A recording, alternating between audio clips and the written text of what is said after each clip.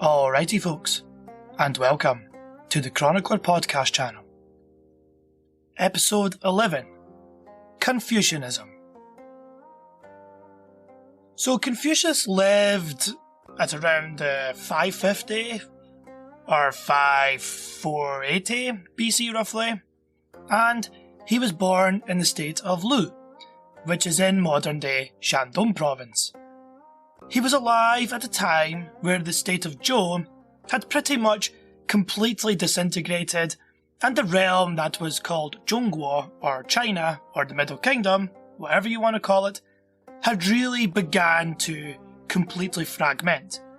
And during the time of Confucius, this fragmentation really began to speed up. So like I said last week, you had basically villages proclaiming themselves as kings now, or like village leaders proclaiming themselves as kings and as hegemons, and undermining the state of Zhou. So, as you could imagine, this was a time of bloodshed, of warfare, of chaos. All of these things were happening around Confucius whilst he was alive. And as much as this was a time of bloodshed and chaos, it was also a time of great thinking. So the best comparison that I could make in terms of Western standards is things like classical Greece. So during the times of classical Greece, you had little mini city-states all fighting each other, and then you had the birth of Aristotle and Plato and things like that. And of course, you have Renaissance Italy, which, again, a bunch of city-states are all fighting each other. And like ancient Greece, you had great thinkers, such as Michelangelo and Da Vinci. So, ancient China, or the spring and autumn period in China, is very similar. And just like the other great thinkers of all the different areas at all the different times, they usually ask the same kinds of questions, such as, why has this happened? Why is this happening? What went wrong? And probably, most importantly, how can we fix this? So as we dive deeper and deeper into this, we will see people have very, very different ideas on how to fix these problems. But I thought I'd start with Confucianism today, and I will work my way through some of the other major philosophies of the spring and autumn period. I am not starting with Confucianism because I think it is the most important or the other theories are inferior, but because it was definitely one of the top 3 most influential philosophies throughout Chinese history. And I gotta start somewhere, right? So, we don't know much information about Confucius himself. The only information available about him is actually from his students, who then told their students, who then told their students, etc., etc. Confucius spent a lot of time touring around East China and offered his services to the different rulers of the different states around at the time. You could say Confucius was a member of the Shi elite. Now the Shi were the political advisors for each state, and they would offer their services to different rulers. The range of these services were pretty wide, such as local administration, taxing, warfare, battle tactics, those kinds of things. It's also worth noting that during this time, it was possible for different Shi to travel out with their state of birth and travel around. And this is what Confucius did. But he didn't really do well in this. Because like I said, he travelled around and he wanted to be a political advisor. And as you'll soon see with his political theory or his views, they're not really welcome at a time when might means right. But that's not to say he was never appointed or always dismissed. He was appointed as a local administrator here and there, but it was nothing major. As well as this, there were times when Confucius really didn't like the ruler of a particular state and made excuses to leave. Kind of like saying, no, I can't serve you, my lord. My mum is sick. That's it. My mum is sick. So I gotta go. And good luck with your endeavour. This was totally true, by the way. Bye. I mean, don't get me wrong. The local ruler was probably glad to be rid of Confucius. But again, we'll soon see why. One of my favourite quotes from Confucius is actually rather funny because it kind of ties in well with what I was just talking about. How he would make excuses to get away from the service of rulers that he didn't like, and this is one of them. So he says, "Is there any ruler that isn't interested in armies or sex?" Kind of sums up the rulers of the time, I guess. So this begs the question, why was he unsuccessful in this endeavour? What went wrong for him?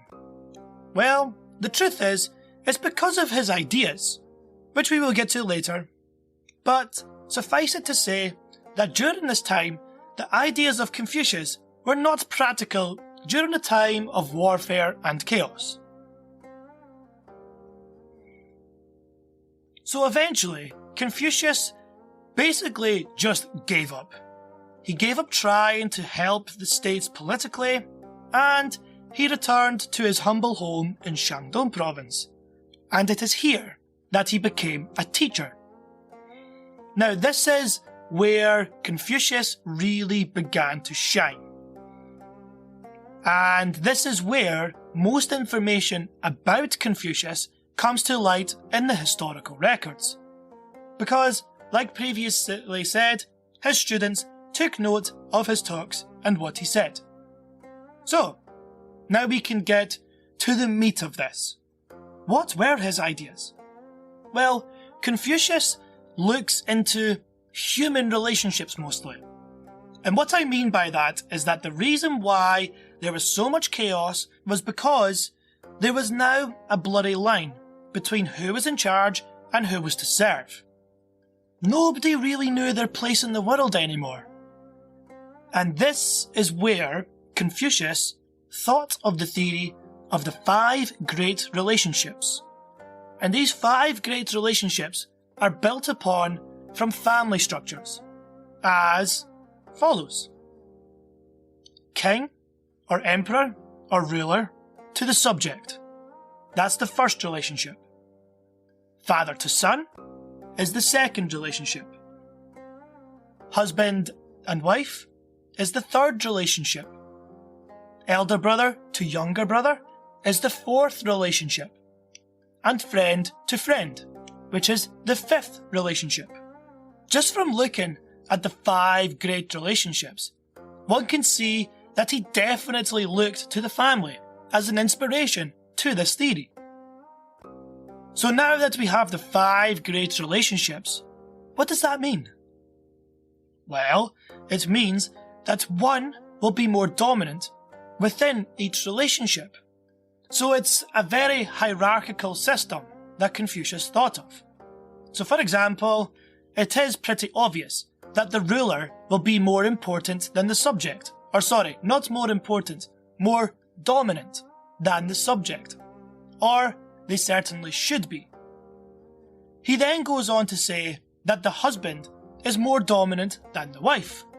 The father over the son, the elder over the younger, and even between 2 friends, where it seems like in our eyes that people would view 2 friends as equal, but Confucius argues that even within friendships there will be a more dominant partner and a more subservient one.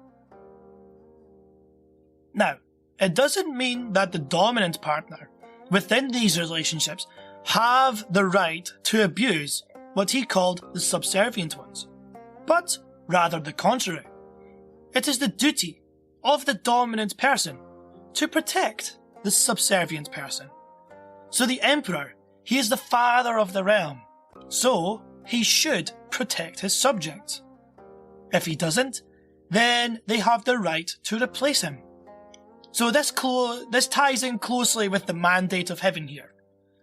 As well as that, if the dominant friend bullies the more subservient one, then the subservient would pack up and leave town, or abandon the more dominant partner. And again, you could argue this between a marriage.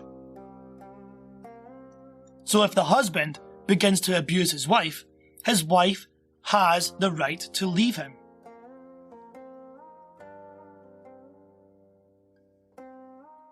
Basically, what Confucius is trying to say is that everyone, and I am going to quote The Rock here, everyone should know your role. If you know your role, then society will be a better place.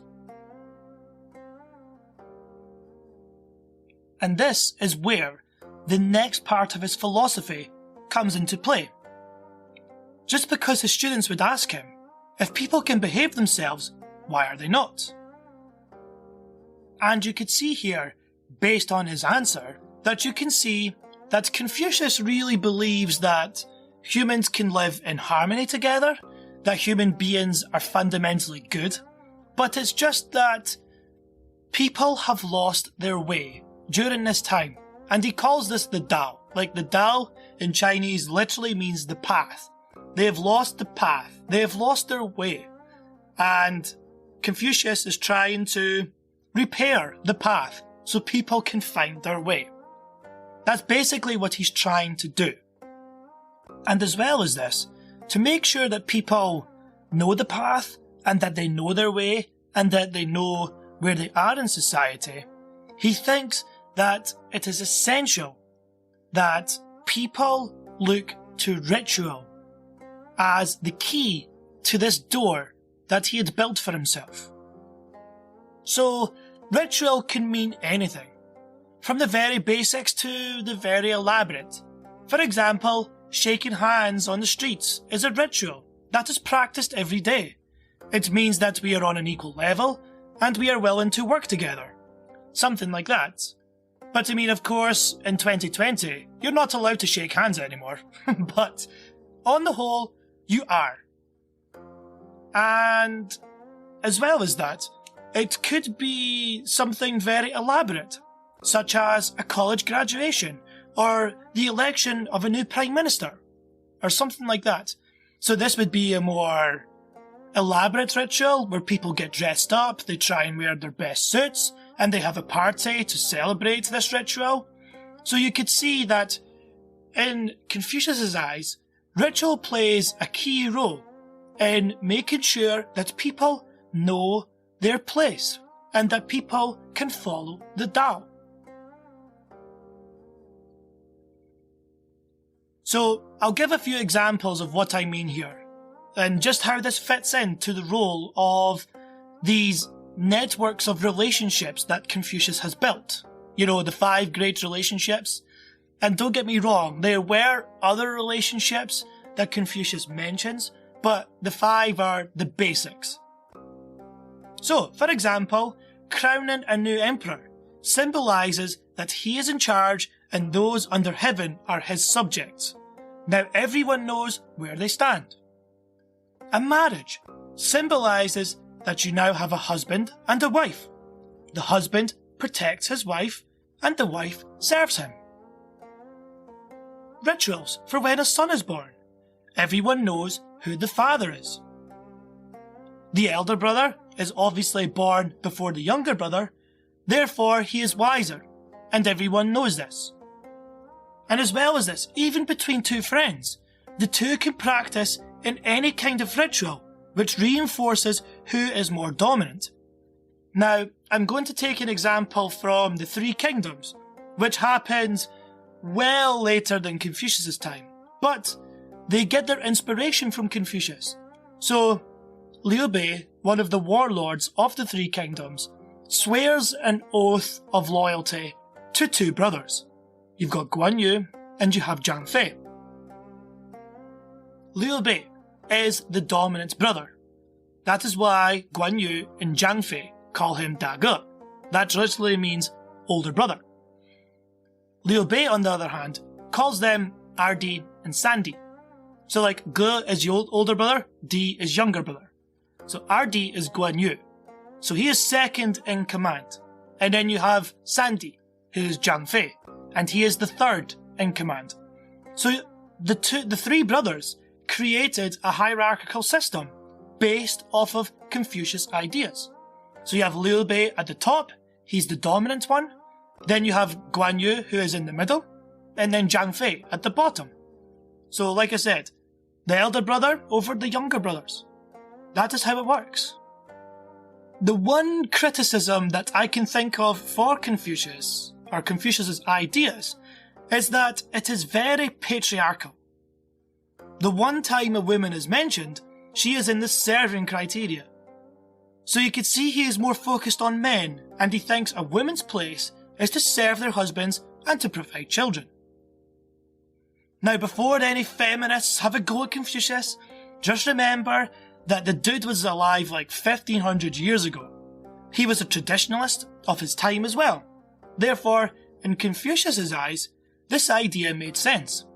And from his point of view, this would bring a stable and prosperous society. Now, this is the basics of his theory, and in a way I can relate to it. For example, an emperor is clearly dominant over a subject, and as well as that, this is subject to change. If the emperor is cruel or is a tyrant, then subjects do not need to serve them. Confucius's legacy, however, really outdone his achievements within his own life. The Han Dynasty, hundreds of years later, took on the ideas of Confucius and made it the state-sponsored religion. Indeed, when the dynasty was won by Liu Bang, he had a series of rebellions to deal with. And when pondering over the idea on how to run his empire, he said, "I have won the empire on horseback. Why should I change this?" And one of his advisors replied, "You may have won the empire on horseback, but if you rule it on horseback, how long could you hold on to it?" Now Liu Bang was deeply impressed by the wisdom of these words, and he then favoured Confucianism as an ideal philosophy or religion to hold on to the dynasty. And even dynasties even farther into the future, such as the Tang and the Ming dynasties, all adopted Confucius ideals after they had won their empire. So it does go to show the huge role that Confucianism played on the country that we know as China today. And you could still see elements of Confucianism in Chinese society. For example, the concept of filial piety, which is the respect of parents from children.